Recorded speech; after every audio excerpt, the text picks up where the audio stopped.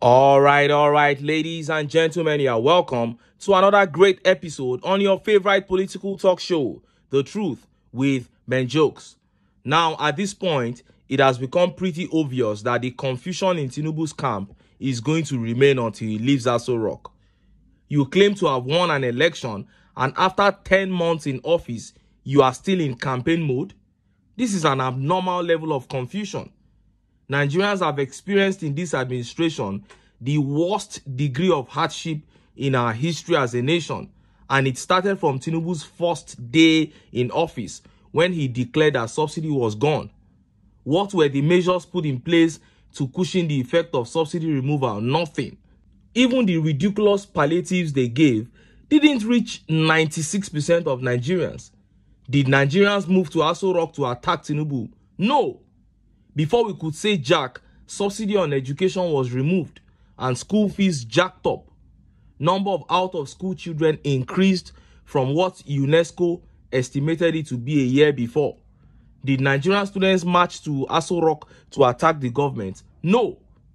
Tinubu increased import duties and further worsened the inflation, all in a space of 5 months, within which he was buying SUVs for lawmakers and his wife, buying a yacht for 5 billion naira, gifting governors billions of naira. Did Nigerians march to Aso Rock to attack him? No. Yet, Tinubu is not satisfied with the people, and it begs the question, what does this man want? He keeps sending his cabinet members out to beg Nigerians to support him. And what is becoming clear is that his conscience has placed a burden on him, and he needs Nigerians to legitimately accept him so he can free himself of that burden. And on this occasion, he sent his Minister of Information to beg for Nigerian support, but that didn't go down well with Nigerians because they came down heavily on him. Before I show you what the minister said and how Nigerians reacted, let me quickly show you this update. Your exams conducted during Eid al-Fitr holiday are illegal, Islamic group tells ENUGU universities.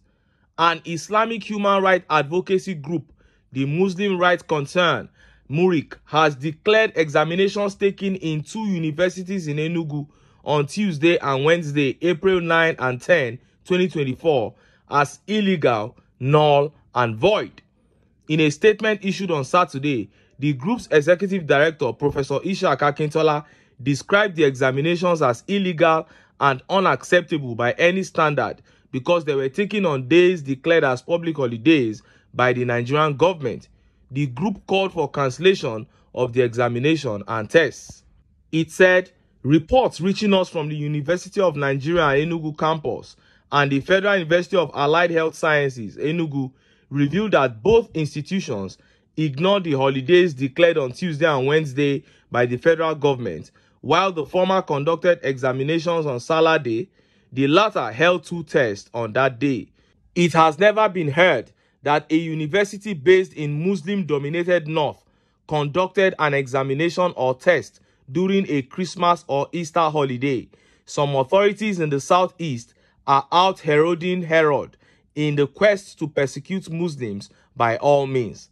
Islamophobia is becoming rampant in that zone, but what is surprising is that this time it is coming from higher institutions where people are expected to be more liberal.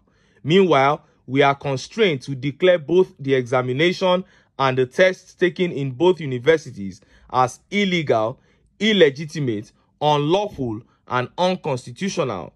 They are ultra vires, null, and void. You heard that? Now, first of all, let me point out that I do not support the fact that exams and tests were taken on days that students ought to be resting on public holidays. But who is the executive director of an Islamic group to declare the exams null and void?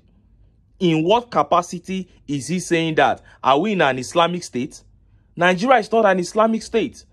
And then he talked about Islamophobia in the East, saying northern universities don't conduct exams on Christmas Day, but they can burn Christian students to death in the name of Sharia, right? Like they did Deborah in Sokoto. This man is delusional.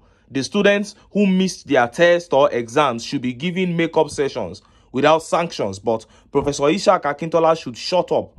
He is a fanatic and a bad example in the society. Full stop. Now, let us listen to that speech by the Minister of Information that Nigerians find confusing. Look at how the papers reported it.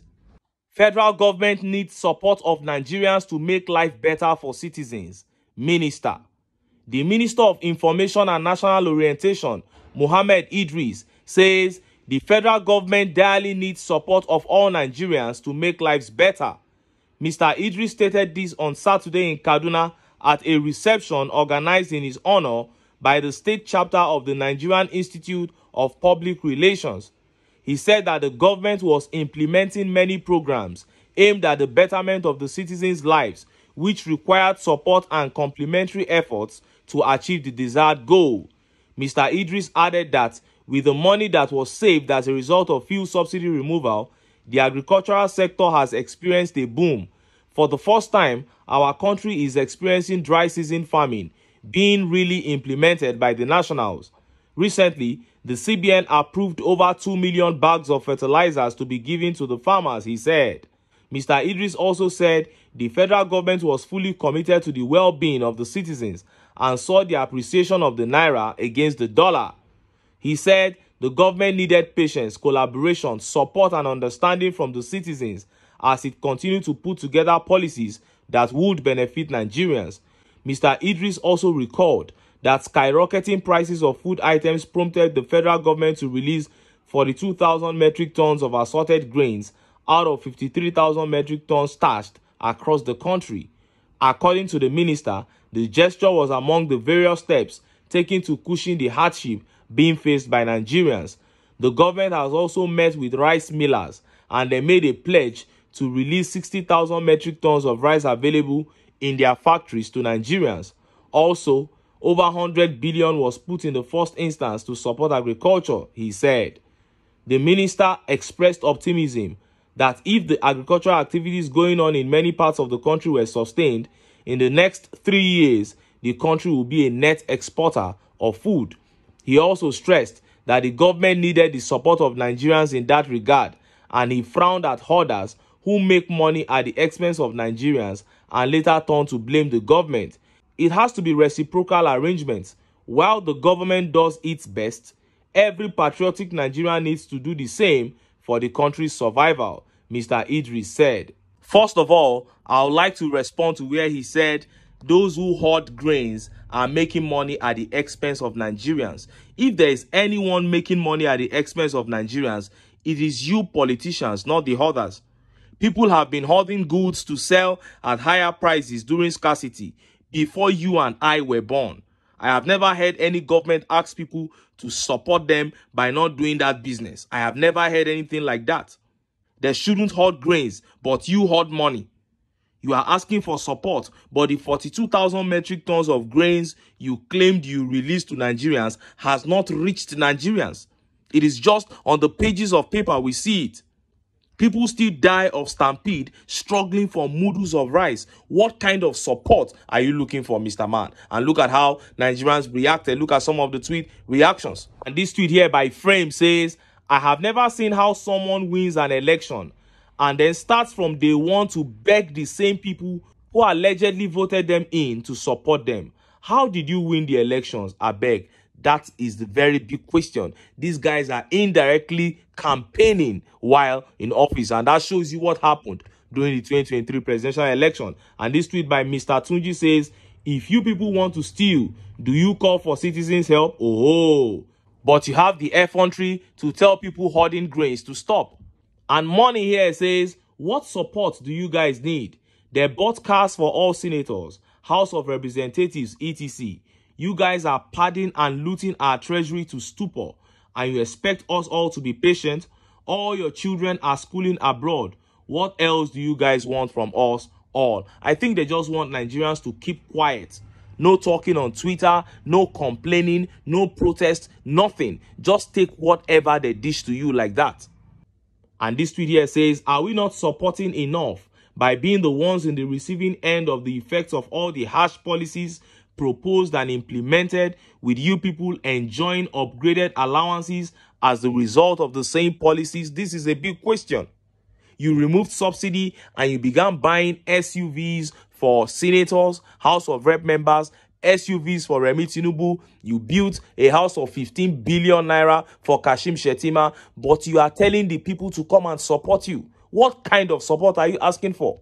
Anyway, the conclusion of the matter is this. We are dealing with a bunch of confused clowns. Yesterday, Tope Fasua, the special advisor to TINUBU on economic matters, was on AIT saying that when Nigerians go to the market, they should begin to argue with traders. They should quarrel with them so that they can bring down the prices. You can imagine an economic advice to fight inflation. Today, the Minister of Information is coming to ask for support for the federal government. And Nigerians are bewildered. What kind of support are you asking for? Seeing that the treasury is right there in your front and you are looting it anyhow you want. The conclusion of the matter is that Nigerians are doomed until that time as such that they are able to get these guys out of power. But until then, make I still enter town.